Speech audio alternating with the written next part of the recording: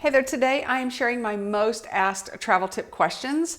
These questions are about your carry-on bags, getting through the Transportation Security Administration line, as well as what is allowed inside the airplane in your bags.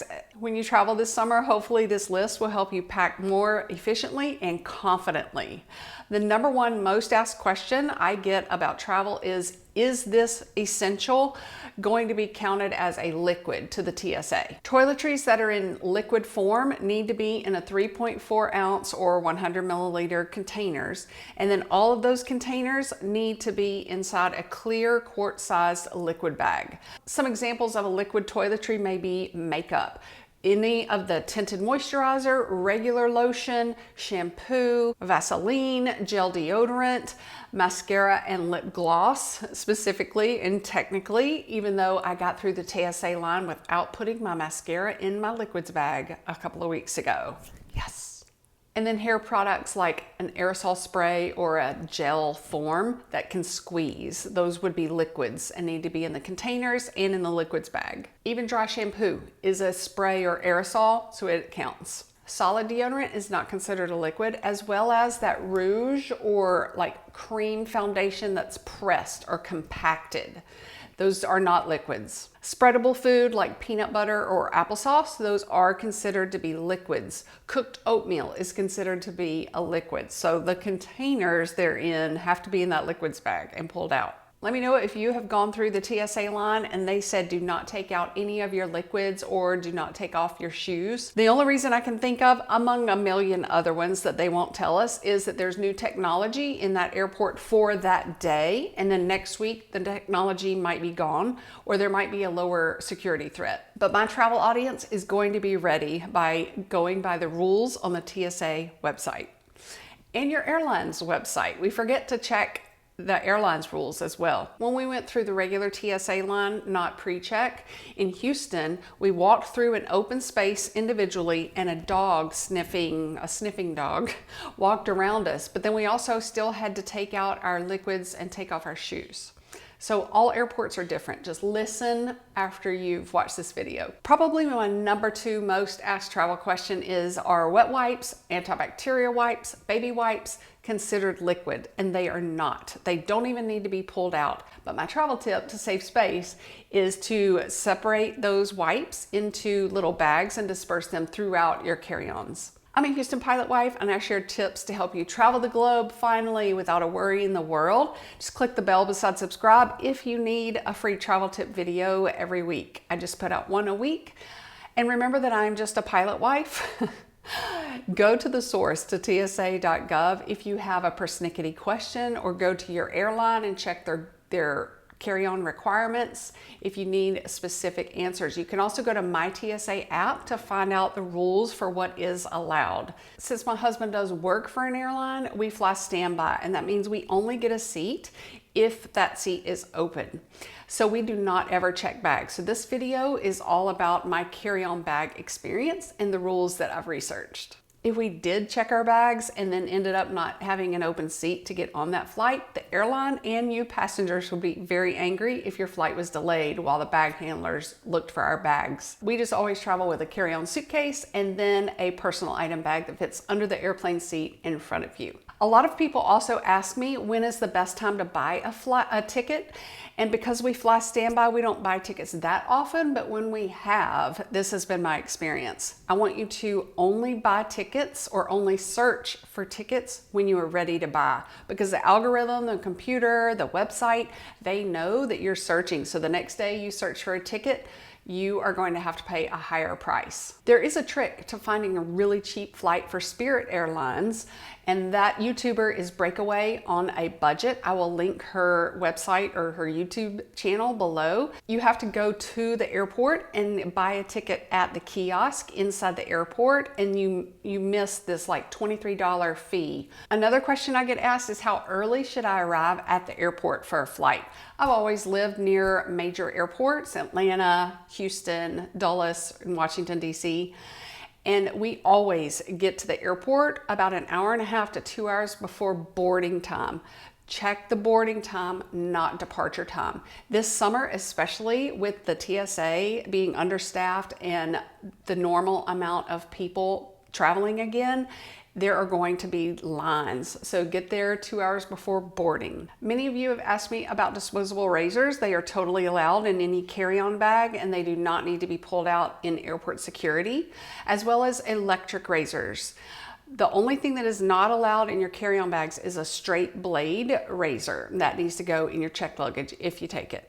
I feel so trendy and cool that gamers are asking me if their console or their PlayStation, Xbox thing is allowed, and I have two very important things for them to consider, so I'll link that video below. Full-size gaming consoles are allowed in those carry-on bags and checked luggage, but be sure to check out that video. I think it's like 6 minutes long. I do have one video that just will not die. I need to delete it forever because I've made so many mistakes, but it's one of my most watched videos that lead people to my other videos. It's called 29 weird things that are not allowed in airport security. Anyway, alcohol is allowed in your carry-on and in your checked bags, but remember it's a liquid, so it needs to be in the right container. But what was weird was if the alcohol is 140% proof, or more, do they even make it stronger than that? It's not allowed in either of your bags, carry-on or checked, probably because it's a fire hazard now. Sports equipment that is small and pretty normal, like a soccer ball or basketball, that equipment is allowed inside your carry-on bags. Baseball is a weird one. Just Google your airline and that sporting equipment to know for sure. Are skateboards allowed is another top question that I get asked a lot.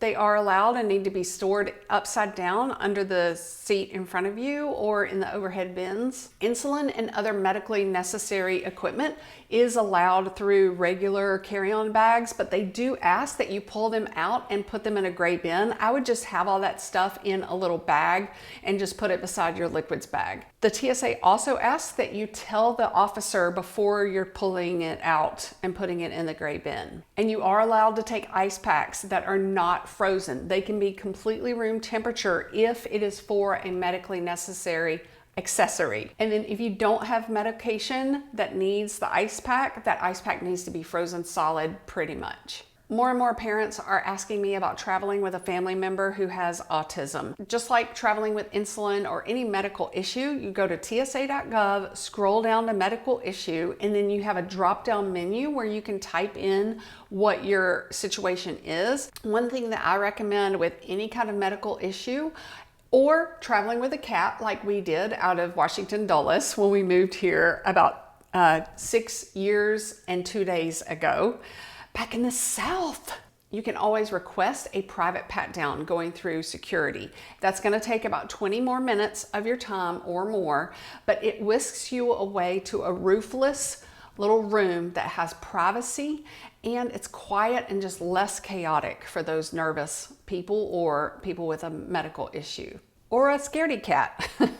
You are also allowed to take an aluminum mug, empty or with ice, or any kind of a bottle that has ice in it. Just make sure you drink the condensation because it would count as a liquid. You don't have to put your mug or your empty water bottle inside the gray bin.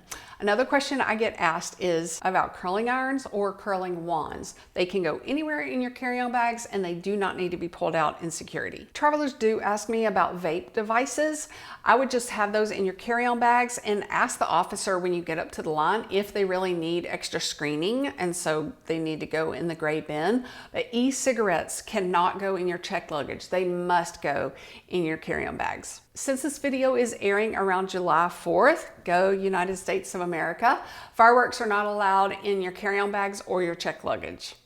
Thank you so much for not being ugly with your comments about the questions that I get asked that may seem like common sense to you. A lot of people ask me about nail clippers. They do not need to be pulled out through regular security. They can stay anywhere in your carry-on bags, and scissors are also allowed. Notice how cute my little travel themed scissors are. The scissors that you can take through regular airport security can only be 4 inches from the pivot thing to the end of the blade to be allowed through your carry-on bags, and they don't need to be put in the gray bin. Knitting needles are also allowed and don't need to be put in the gray bin. And lightsabers are allowed in carry-on bags and your checked luggage. They do not need to be pulled out anymore. Let us know if you've gone to one of the Disney parks and if it's still the same. Like, I heard they were not having parades or something. Another most asked travel question is if you need to keep your pills in their prescription bottles or bring them out in the gray bin. They do not need to be in prescription bottles if you are flying domestically. If I was traveling internationally, I would definitely keep them with their prescription or Google that country. It also may be helpful for you to know that the TSA is not looking for dry drugs. They are only looking for things that could harm other people. If they find drugs, then they are supposed to report it to the authorities, but they are not looking for pills that are illegal. So you do not need to take out pills. You don't have to keep them in their bottles. You can put them in a pill box that does not need to be put in the gray bin. I have traveled many times with all of my pills in a baggie, and they can go anywhere in your suitcases as well. Just want to use my hand one more time. Can you say hey to everybody? Oh yes, he did so good on his road trip recently. Tweezers are allowed in your carry-on bags. And then another question I get asked is the difference between cats and dogs. No, I'm just kidding. Another question I get asked is about global entry versus pre-check. Pre-check is about $75 and I just renewed my pre-check. And that lasts for 5 years. Pre-check means you do not take out your liquids or your computer. You don't take off your shoes. It's a much faster way of getting through airport security. And then global entry, I would use only if you are flying to another country or back in from another country several times a year. My husband has it and it lasts for 10 years. It's like twice the price of pre-check, but it lasts for double the time, for 10 years. He got it because he was going through customs like once a week. So I would only get it if you're going to do it more than 3 times in a year. So many first-time flyers are brought to my YouTube channel. And so I have several videos with all of those questions, like step-by-step through security. I have jargon that airlines use. I also have your first-time flying and a lot of packing tip videos for those who have not done it in a while. So be sure to check my links to the videos below. I hope you have such a wonderful time escaping, getting out of your house this summer and the fall and winter and planning those vacations again. Thank you for your time for watching. I appreciate it. Say bye. Say bye.